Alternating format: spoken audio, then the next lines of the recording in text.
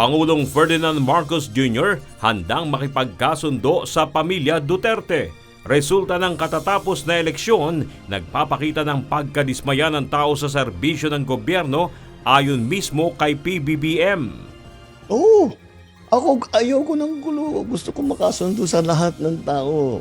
Mas maganda, marami na akong kaaway. Hindi ko kailangan ng kaaway, kailangan ko kaibigan. Paglalarawan ni Vice President Sara Duterte sa impeachment trial bilang bloodbath, tinawag na marahas ng Malacanang. As lawyers, alam naman natin ang galawan ng mga abogado. No? Marami silang mga paraan sa batas as a legal recourse for their clients. But sinabihan ko na rin talaga sila, really, I truly want a trial because I want a bloodbath talaga. Medyo may pagkabayolente ang tugon ng ating Vice Presidente, pero we hope that it is just a figure of speech and it should not be taken literally. 52 sa 54 na party list group na iproklama na ng COMELEC. 2 party list sinuspindi ang proklamasyon. Kaso ng pagdukot at pagpatay sa negosyanteng si Anson Ke, lutas na ayon sa Philippine National Police.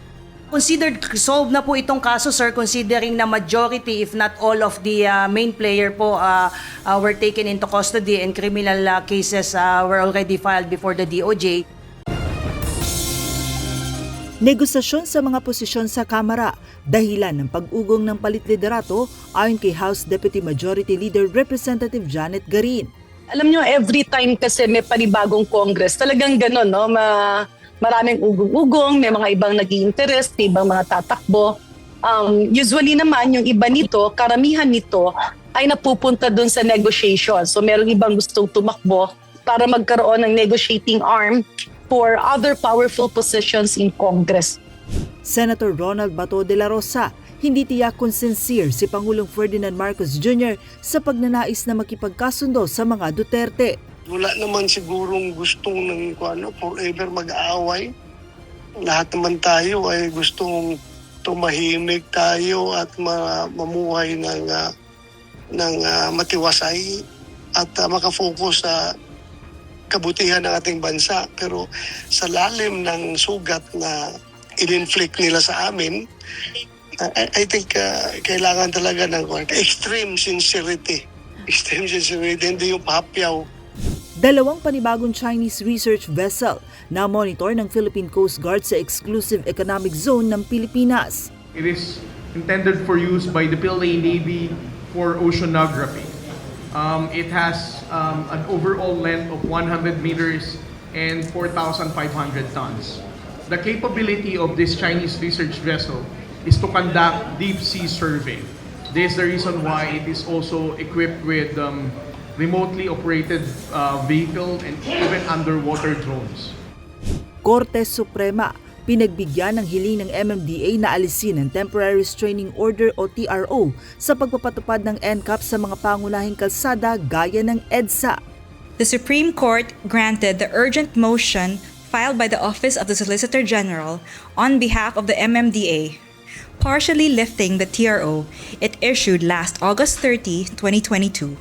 Insofar as it enjoined the MMDA from implementing MMDA Resolution number 16-01 or its No Contact Apprehension Program or the NCAP.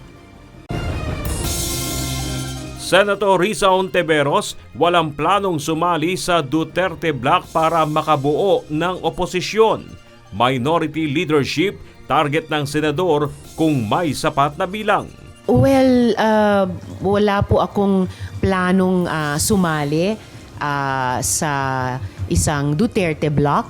Pwede pong lahat kaming mga colleagues dito sa Senado ay patuloy na makipagtulungan sa mga usapin ng common advocacies. 4 na matataas na opisyal ng Philippine National Police lumulutang bilang susunod na PNP chief. Ang sinasabi ko lang, marami po kaming commanders, ang gagaling po, na they can command the Philippine National Police. Anybody, any 1 stars here, any 3 stars. The President can choose who will command the Philippine National Police. Muling pagpapaliban ng barangay at sangguniang kabataan election sa Disyembre dahil sa epekto ng ipapasang batas, hindi kontra sa desisyon ng Korte Suprema ayon sa COMELEC. Pag nag-fix ka ng term mula 3 taon, you have to necessarily adjust. And therefore, no choice ka kung hindi adjust ang election. So that may be considered as a compelling reason. Bus driver na sangkot sa aksidente sa SCTEX noong May 1, hindi umano nakatulog kundi nasilaw sa liwanag. Land Transportation Franchising and Regulatory Board o LTFRB at abogado ng mga complainant hindi kombensido sa paliwanag ng Solid North bus driver. Coming from him, okay? Yung gamot had nothing to do whether or not nakatulog siya. Kasi on that day, hindi siya uminom actually. Ang nakakapagtaka, nung una, ang kanilang paliwanag, nakatulog yung driver dulot ng pag-take niya ng gamot. Kanina, may sinasabi siyang usok na naging dahilan daw ng hindi niya pagkakita nung kanyang nasa harapan. Pangulong Ferdinand Marcos Jr. pinagsumite ng courtesy resignations ang lahat ng miyembro ng kanyang gabinete. Cabinet secretaries dapat mapatunayang karapat-dapat pang manatili sa pwesto. Performance sa trabaho gagamiting batayan ng Pangulo ayon sa Malacanang. Dapat mas matuwa po ang taong bayan dahil pinapakita po ng Pangulo na sabi nga natin walang puwang sa gobyerno, sa administrasyon, ang tamad at ang korap. 11-member House Prosecution Panel haharap na sa Senado sa June 2. So we will follow the lead of the Senate President. We will be there as stated in his letter, and we will read the articles of impeachment. Yun lang po yung gagawin namin sa June 2 kasi yun lang naman po yung nakalagay doon sa sulat nila. Konsyerto sa Karagatan, isasagawa ng atin ito koalisyon sa ikatlong civilian mission sa may West Philippine Sea sa susunod na linggo. The mission aims to promote peace and solidarity through music and artistic expression. Support local communities by amplifying the voices and experiences of fisher folk and encourage regional cooperation through shared cultural and maritime narratives. Pagbuwag sa mga nagkalat na fixer sa Land Transportation Office, iniutos si Transportation Secretary Vince Dizon. Magka-crackdown talaga tayo dito sa mga ganitong klaseng mga tao na pinagkakakitaan at inaabuso yung mga kababayan natin. Economic managers ng Marcos administration mananatili sa pwesto.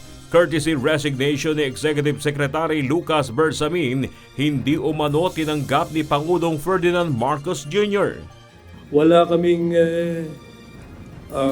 ilusyon na panghawakan ng mga kanya-kanyang pwesto at oras na gusto ng Pangulo na palitan kami o umalis kami sa pwesto, gagawin namin yon dahil para kaming mga ordinary soldier lamang, sundalo kami. Pamilya ng mga biktima sa SCTEX accident noong May 1 nagsampa ng reklamo sa korte laban sa Solid North Bus. 130 million pesos hinihinging danyos. Yung bus driver, I think pinyansa nung Solid North, pero wala nang lisensya, revoke na ang kanyang license, hindi na siya makakapagmaneho habang buhay.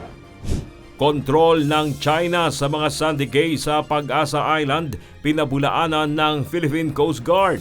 National Maritime Council, ikinabahala ang panibagong pambobomba ng water cannon ng Chinese Coast Guard sa barko ng BIFAR. Well, we have already debunked such illusion and disinformation on the part of the People's Republic of China. At dalawa kumpirmadong nasawi sa bumagsak na Cessna plane sa isang US Navy housing area sa California.